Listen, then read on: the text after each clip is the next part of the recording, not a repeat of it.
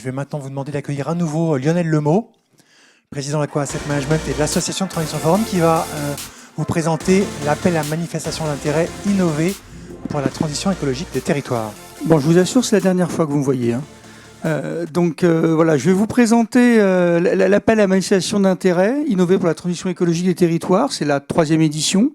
En parallèle de ce forum qui a lieu chaque année. Donc cette année, encore une fois, un 14-15 novembre à Paris, il faut vous inscrire.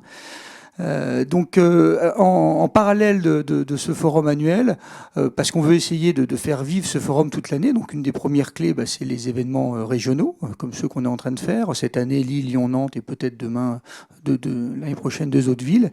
Et en parallèle de ça, on a lancé, les 3 dernières années, un appel à manifestation d'intérêt auprès de start-up ou aussi des fois de solutions innovantes. On a eu des sujets un peu étonnants, pas forcément issus de start-up.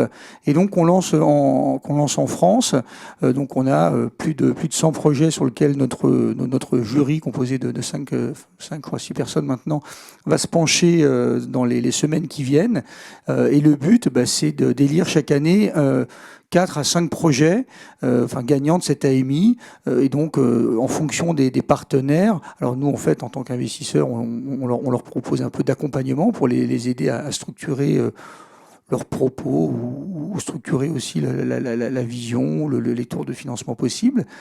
Et puis à travers les autres membres de l'association, parce qu'il y a une association qui est derrière ce forum, l'association de Transition Forum, fort d'une plus de 40 ou 45 membres, la plupart, ceux qui le souhaitent en tout cas, peuvent s'investir auprès des lauréats de l'AMI pour faire un peu de mentoring. Donc l'année dernière, il y a la Banque des Territoires qui a joué le jeu. Cette année, il y a une société dans l'efficacité énergétique, dans d'autres domaines qui vont jouer ce jeu du mentoring. Et puis évidemment, en plus de ça, les gagnants, les lauréats bénéficient de l'exposition, on va dire, médiatique, à la fois de notre événement, le Transition Forum, et demain de tous nos événements régionaux, et on les met en valeur, on les met en avant.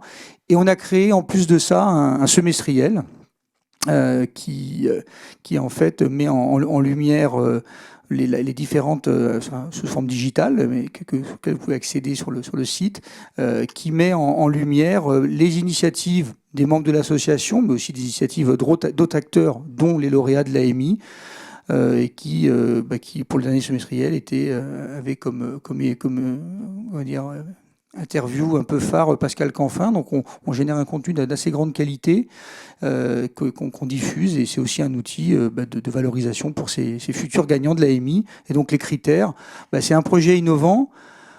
Nous, on veut une forme de réplicabilité et un impact évidemment environnemental et social positif, être réplicable dans les territoires. On aime bien quand les projets sont issus d'une coopération publique-privée.